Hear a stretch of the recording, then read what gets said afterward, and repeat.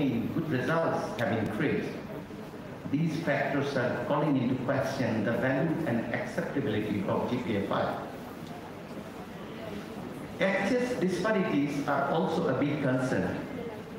Significant gaps exist in access, participation, and outcomes, with many girls and boys remaining out of school, particularly in rural areas.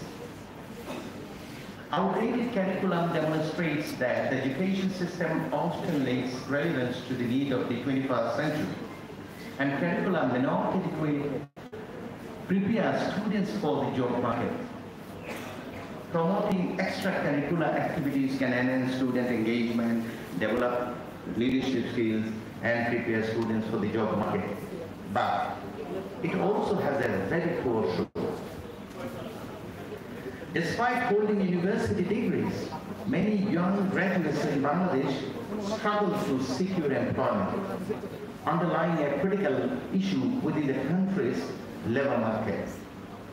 According to the latest report from the Bangladesh Bureau of Statistics, the unemployment rate among educated young graduates and postgraduates has reached around 11%, markedly higher than the overall national unemployment rate of approximately 4.2%.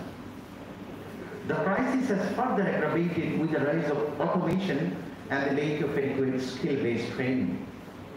The later half of 2024 and the beginning of 2025 have been especially bleak for job seekers, as job advertisements in both the public and private sectors have slowed dramatically.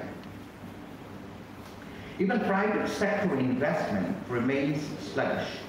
Data from the Bangladesh Bank revealed that private sector credit grew 9.86% year-on-year in August, only to dip to 7.66% in November. The decline continued, dropping 9.2% in September and 8.30% in October.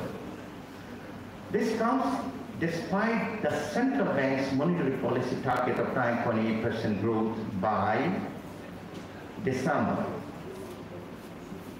While public sector jobs account for only around 6% of total employment, I repeat, while public sector jobs account for only around 6% of total employment, the private sector is expected to accommodate the rest of the country's workforce.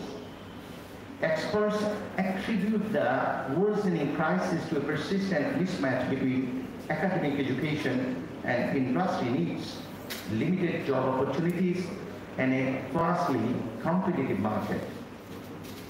Indeed, universities in Bangladesh produce thousands of graduates each year, but many lack the practical skills employers seek. There is a significant gap between academic learning and market demands. Employers seek candidates with technical and digital skills, problem-solving abilities, and real-world experience. Government initiatives such as internship programs, vocational training, and digital skill development courses are being introduced to address the problem. Yet, experts argue that these efforts remain insufficient without stronger collaboration between academic institutions and industries. For them, a detachment between academia and industry hinders the practical application of knowledge. Bangladesh misses out on potential remittance opportunities by not adequately developing a skilled workforce to compete in the global job market.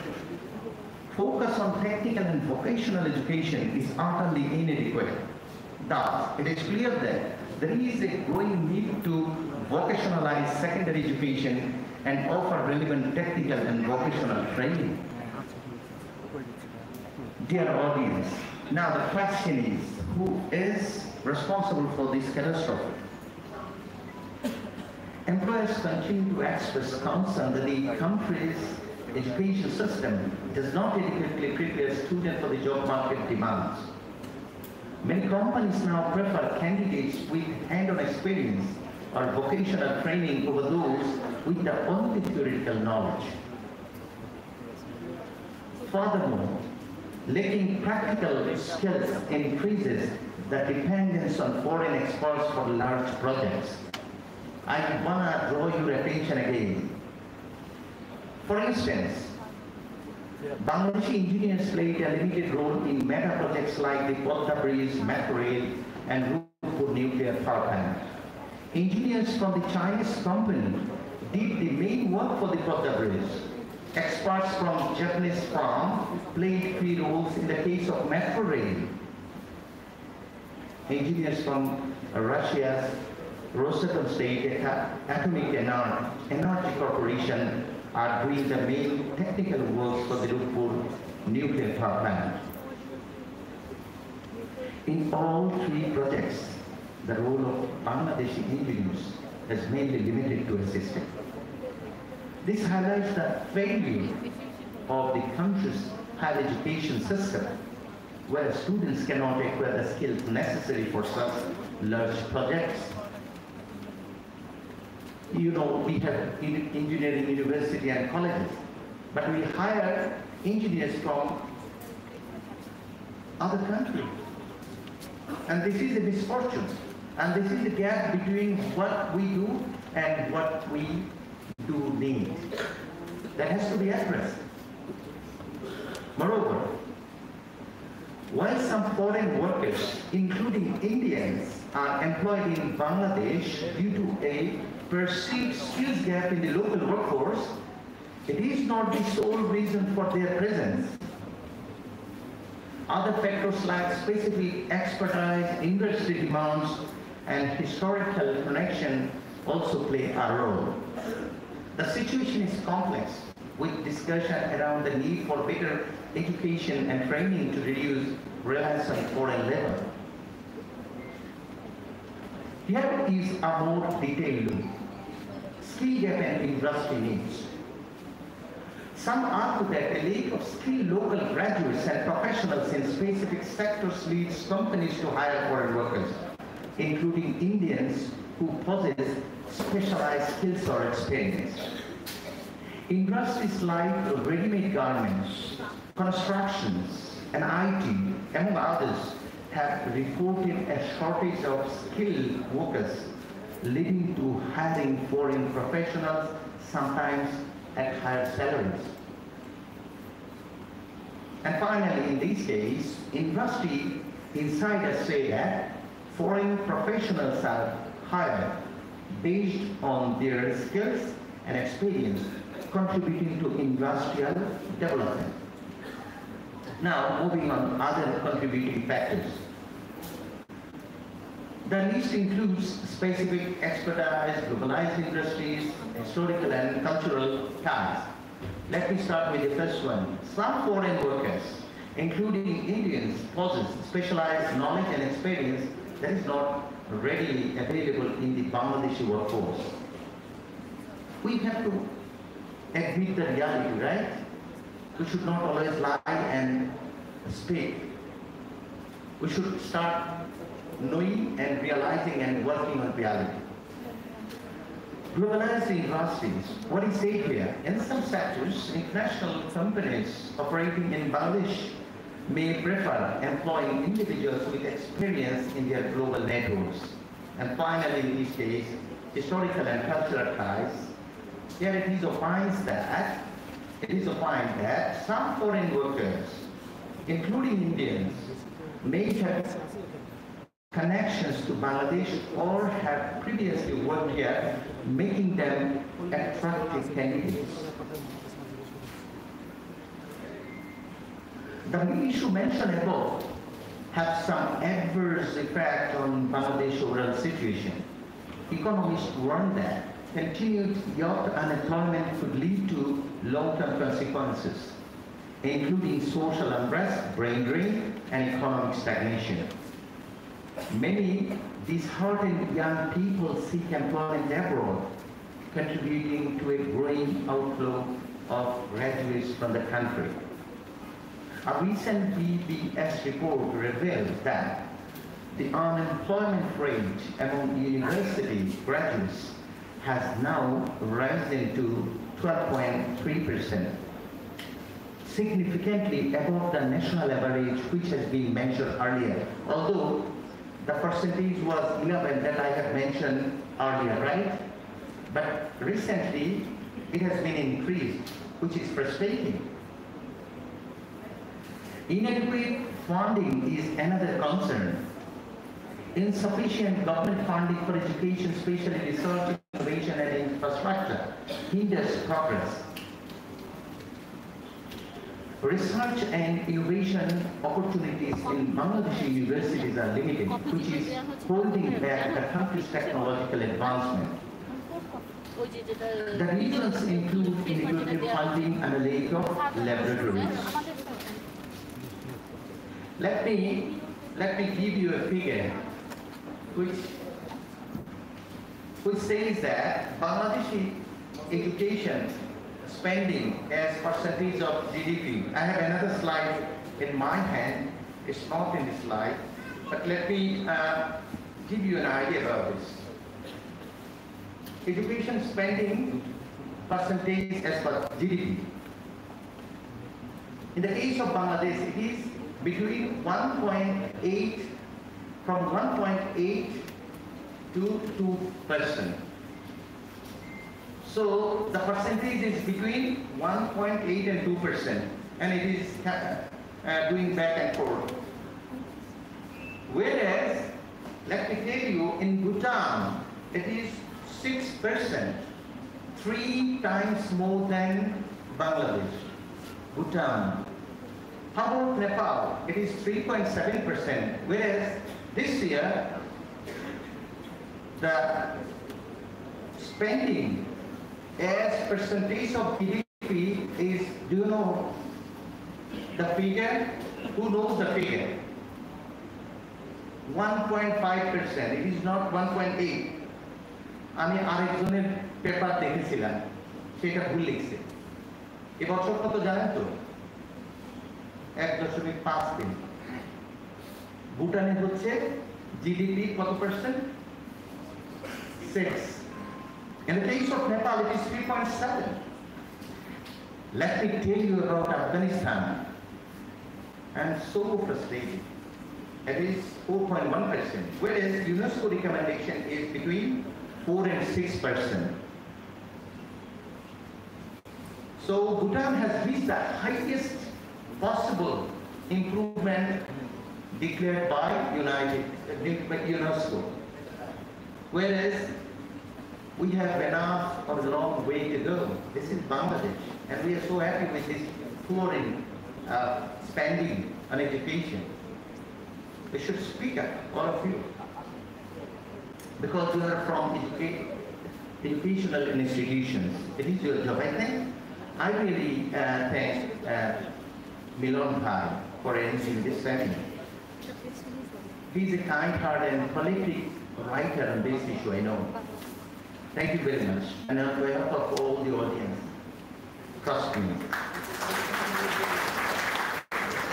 Political influence in the education sector is like a death blow. Political influence. Politics is essential. What I say is politics. But, you know, undermining others' rights, entitlement in the name of politics is not acceptable. That is what I have said.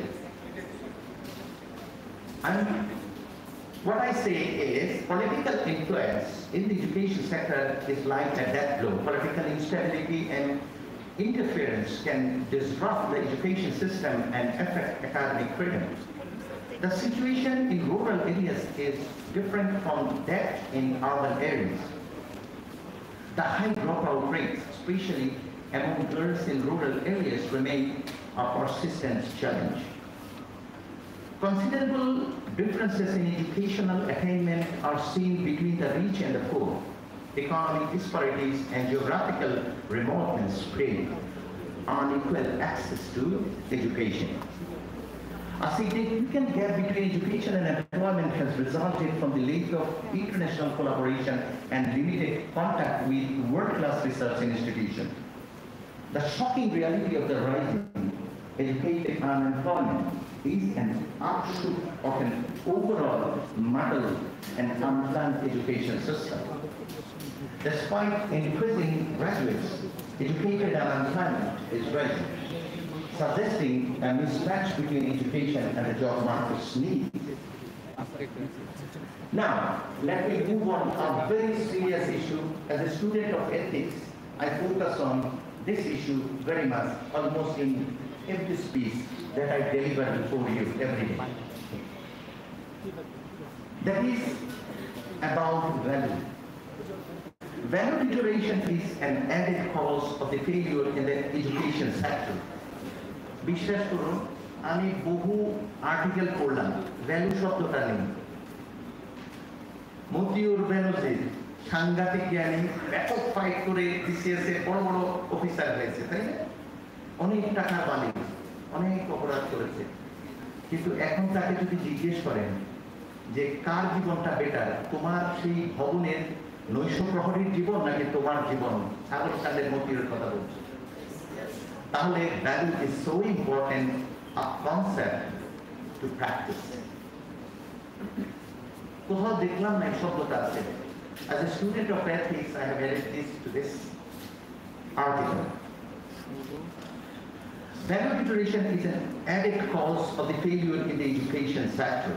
We generally observe a lack of respect towards our culture, religion, morals, and social values among us. Due to the rapid growth of scientific and technological development, the relationship between teachers, students, and parents is utterly undermined. The growth of the nuclear family in society sometimes influences the creation of problems among youths. The proper value orientation of the educational system is responsible for the value crisis in Bangladesh society today for the following reasons. Number one, I want to draw your attention again. Why is value deteriorating in our society? There is a big list, and that big list includes at least few points that I have mentioned here. Number one, the present Bangladesh educational system reflects more or less borrowed ideologies and philosophies, and national values are being neglected to the background. Teachers have failed in their responsibilities. The educators are not oriented to the national values, ideas, and ideologies. Our schools, colleges, and universities have become examination-centered, not value-centered. Parents have failed to bring up their children properly. Our national leaders, too, have not set a good example. It is observed that newspaper and electronic media frequently focus on some occurrences that may adversely affect the minds of the community in question, especially the younger generation. Now, I have some recommendation. This is not an exhaustive list.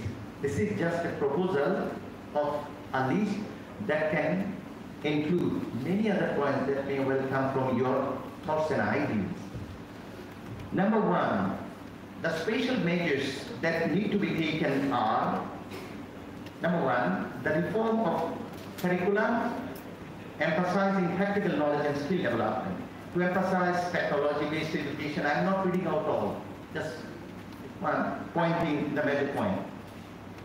To increase opportunities for practical application alongside theoretical knowledge, to emphasize soft skill development, focusing on communication, teamwork, problem-solving activities, to offer internship and on-the-job training, increasing opportunities for real work experience and collaborating with universities, to increase investment in research and innovation, accumulating university research facilities and so forth, to elevate the budget, to develop model laboratories, to initiate international collaboration, to patent and commercialize research findings, to encourage entrepreneurship by including entrepreneurship courses in curricula, to start up incubation center in universities, to generate seed funding and arrange easy financing for new entrepreneurs through government and private initiatives, to introduce mentorship programs and help connect new entrepreneurs with experienced entrepreneurs, to organize business plan competition, to change the evaluation system by fundamental reforms, for instance, by developing innovative and analytic questions instead of memory-based questions, to arrange training for teachers, to encourage and provide facilities for teachers, to facilitate a digital education system by introducing smart classroom in all educational institutions to generate an e-learning platform with quality digital education materials. To ensure the quality of education in private universities that have expanded, I would say, access to higher education, yet are struggling to meet standards. This is about private universities. We have a number of private universities. Some of them are doing so good. But in the list, we have a number of universities that are struggling to meet standards. And we are spending money on our student education, right?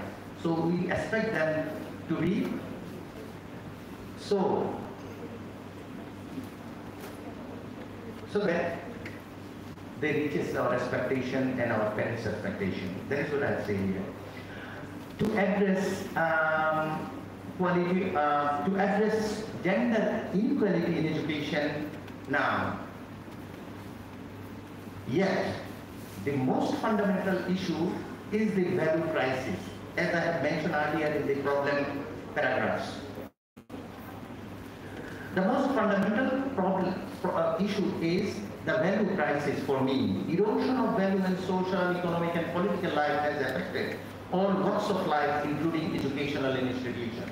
In this regard, V. Thakur opines, quote, thoughts, ideas, code of conduct, and sets of values, psychological patterns of behavior have failed in transforming man.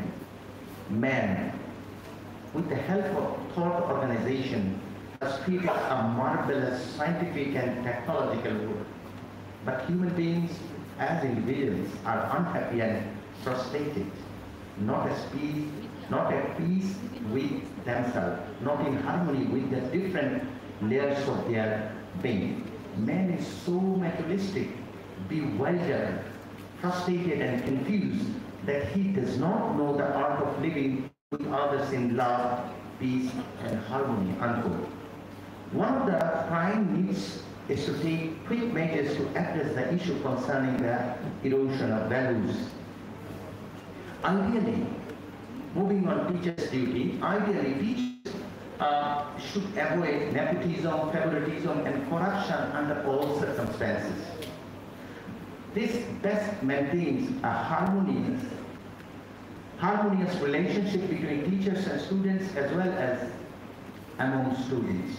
But reality is the reverse.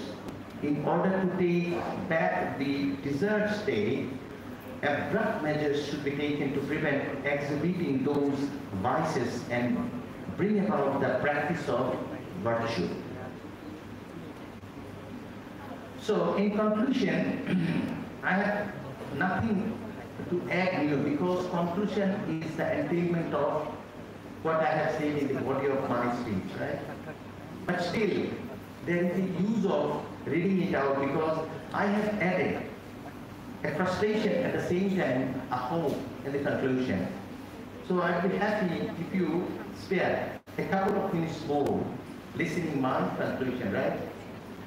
Bangladesh education system is facing a crucial phase. Instead of just increasing the number of GPA 5 and graduates, we need to create human resources with practical skills and knowledge.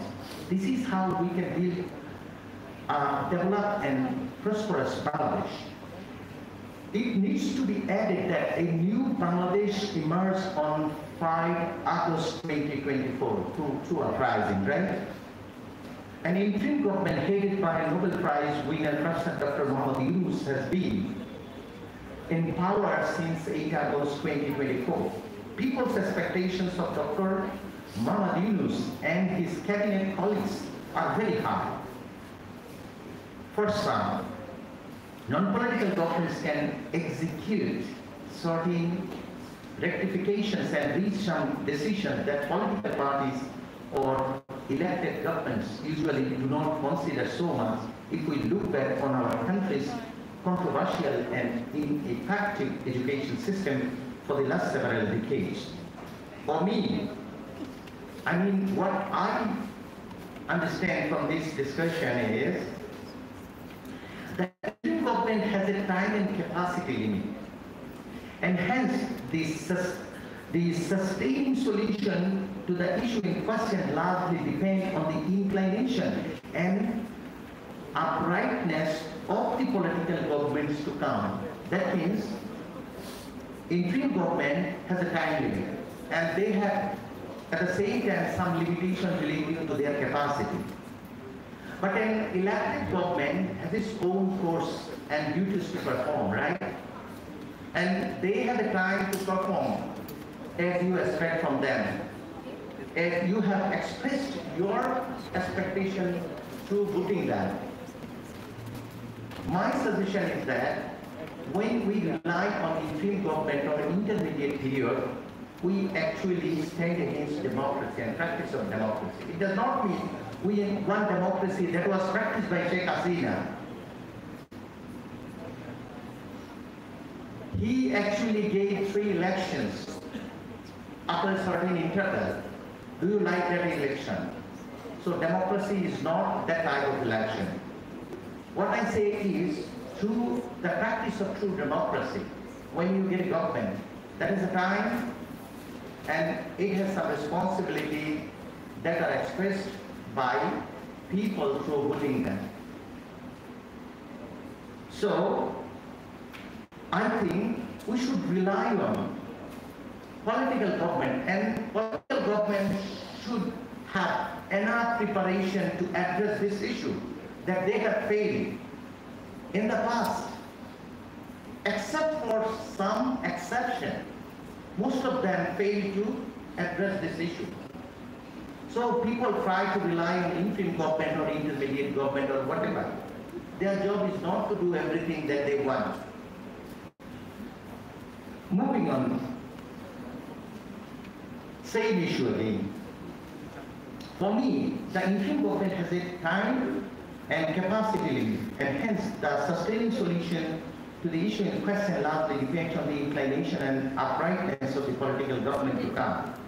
Since the July 24 mass uprising, the interim government has formed 11 commissions for state reform, yet none have been for the education sector. Am I right? They have formed 12, 11. But the list misses one very important thing, that is what is the issue for today, right? It is frustrating. Although a consultative committee has been formed for primary education, progress in implementing its recommendation has been minimal. The concern, therefore, should keep in mind that degrees without skills and education are the major critical stumbling blocks, and no noticeable initiatives have been taken, let alone implemented. It is comprehensible that the reform of the education system is a long-term process. To succeed, concerted efforts are needed from the government, educational institutions, the industrial sector, and people from all levels of society like you. If we start this change process today, Bangladesh can become a knowledge-based, technology-dependent, and innovative economy in the coming decades.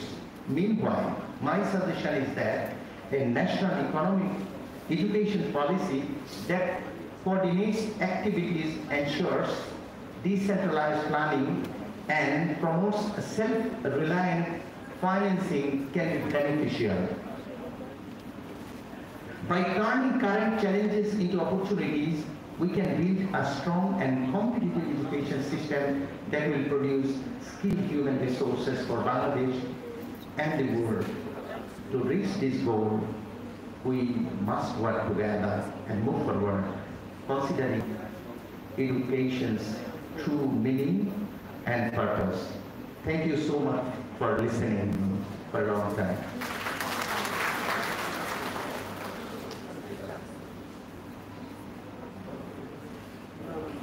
Thank you, sir, for sharing your insights with us. It is my honor to introduce our